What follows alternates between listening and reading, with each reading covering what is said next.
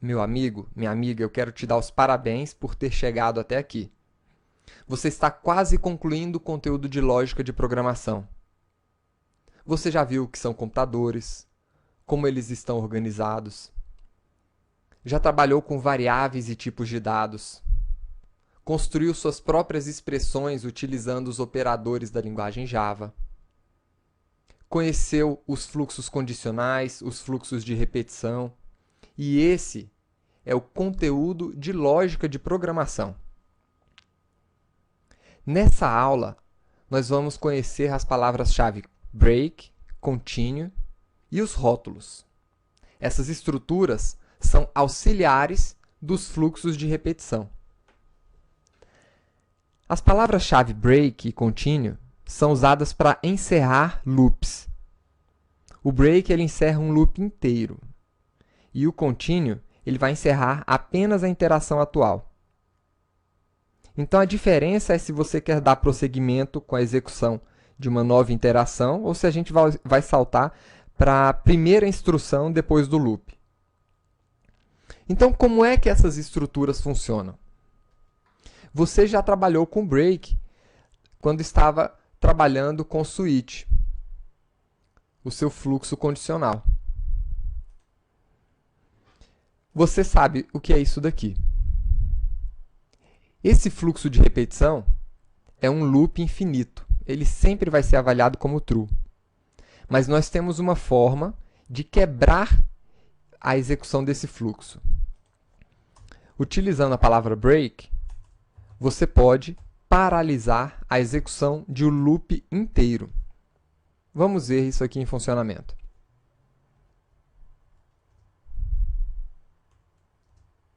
Tá aí. Ele entrou apenas uma vez na execução e paralisou logo em seguida. Nós temos também a estrutura continue.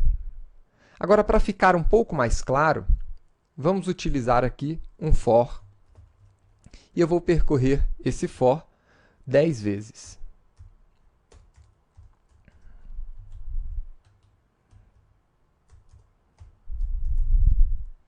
E a minha intenção é imprimir o valor de i aqui dentro.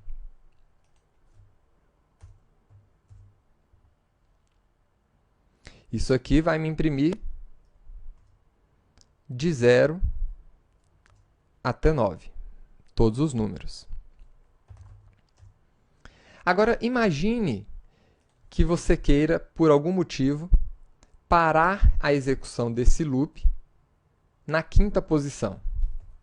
Então, se o i for igual a 5, você pode utilizar a palavra-chave break, que você já aprendeu.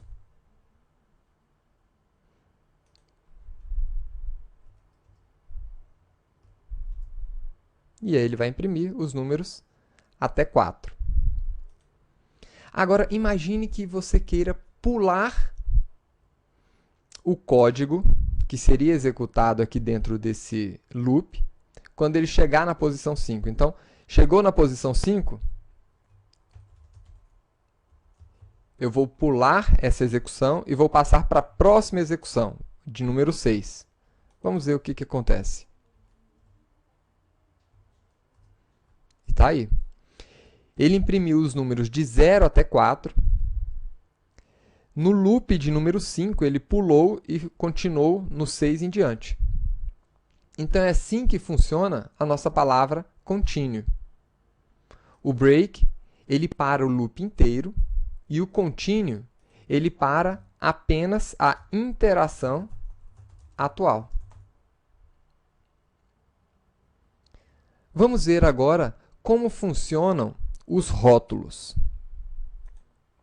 Os rótulos, eles servem para você indicar em qual loop você quer continuar ou parar. Como assim?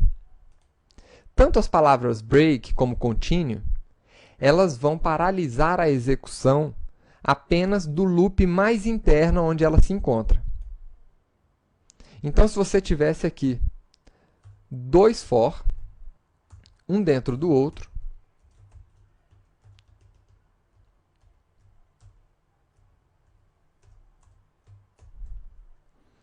esse continue ele só iria funcionar para esse for.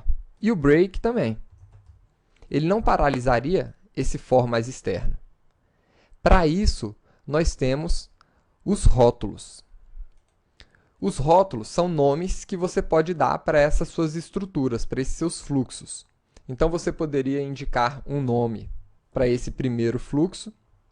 Então, poderia colocar aqui rótulo 1, por exemplo. E aí o nome do seu rótulo ele vem seguido do sinal de 2 pontos. E aqui poderia ser o 2.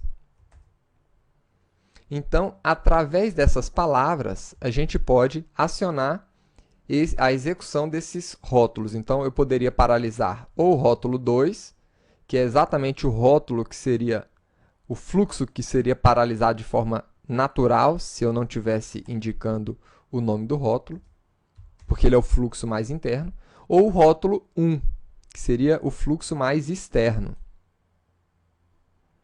Vamos ver um exemplo para deixar isso aqui mais claro. Nós temos aqui uma matriz de 2 dimensões. E você precisa construir um algoritmo, ou seja, um código que localize o valor true dentro dessa sua matriz bidimensional. Aliás, dentro dessa sua matriz. Então, o primeiro passo seria você construir um for que percorresse cada um dos elementos do da primeira dimensão do seu array. Então, cada elemento aqui eu vou imprimir a palavra A. Vamos ver o resultado disso daqui.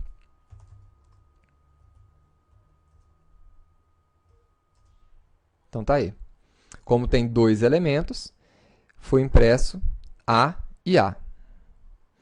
O próximo passo é, dentro de cada um desses arrays internos, localizar os elementos internos. Ou seja, eu vou percorrer cada um desses elementos internos aqui desses arrays. Então, eu vou criar um outro for. Um for dentro do outro. E para cada elemento aqui dentro,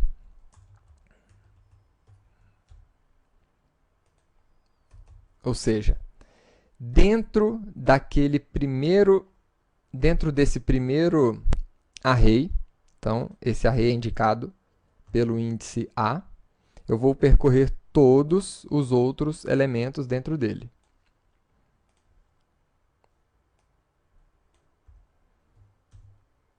Então, vamos ver o resultado desse código. Então, tá aí. Ele entrou no primeiro array, e dentro desse array ele percorreu todos os elementos do array. Agora entrou no segundo array e percorreu todos os elementos daquele segundo array. Ou seja, nós montamos aqui um fluxo de repetição dentro de outro para percorrer todos os elementos dessa matriz. Agora eu quero localizar aquele elemento que tenha o valor igual a true. Então, como é que eu localizo um elemento aqui dentro? Vamos lá. Se dentro desse array, na primeira dimensão, o elemento que eu estou percorrendo naquele momento for true, então eu vou imprimir aqui true.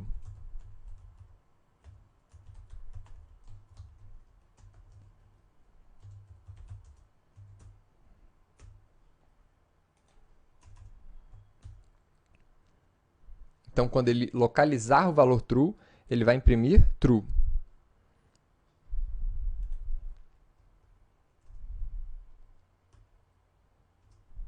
Então, tá aí.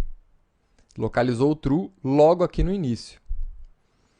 Agora, imagine que você estivesse, na verdade, tratando de uma matriz com milhões de registros. E imagine também que o valor que você está pesquisando é exatamente como está aqui, o segundo valor da sua matriz. Você gastaria um bom tempo, né, e bons recursos do seu processador para poder varrer toda a matriz, sendo que, na verdade, você precisaria varrer apenas os 2 primeiros registros. Então, como é que a gente poderia utilizar esse recurso de rótulo e as palavras break e continue para acelerar esse seu processo de pesquisa do valor true dentro dessa matriz? Então, vamos ver aqui. Dessa forma como nós estamos vendo,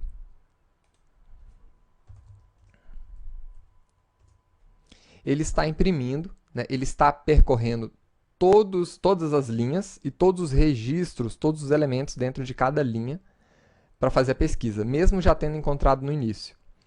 Então, um primeiro passo que a gente poderia fazer aqui, né, seria utilizar o método, a função, aliás, a palavra-chave break. Essa palavra-chave break vai quebrar o fluxo mais interno, ou seja, só esse fluxo aqui, o for. Então, vamos ver qual é o resultado disso. Então, tá aí.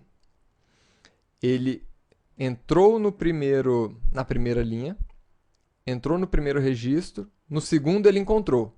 E aí ele não deu continuidade nos outros elementos internos daquela linha. Mas, quando chegou na segunda linha, ele abriu de novo e continuou. Por quê? Porque ele não parou o fluxo mais externo. Então, a gente poderia fazer o seguinte aqui. A gente poderia colocar aqui, nesse lugar mais externo aqui, um rótulo, busca. E eu poderia parar a minha busca, ao invés de parar apenas esse for mais interno. Vamos parar o for externo.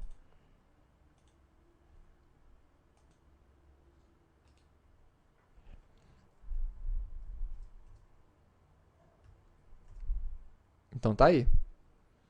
Paralisando o for mais externo, quando ele encontrou o valor true, ele já parou a pesquisa. Ou seja, ele não consumiu mais recurso varrendo todos os registros e continuando o processamento.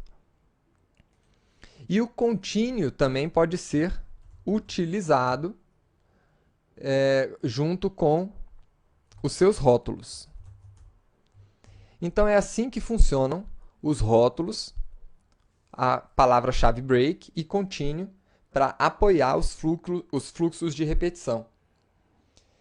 Nós estamos praticamente concluindo o conteúdo de lógica de programação e vejo você na próxima aula, futuro programador Java. Até lá! E parabéns!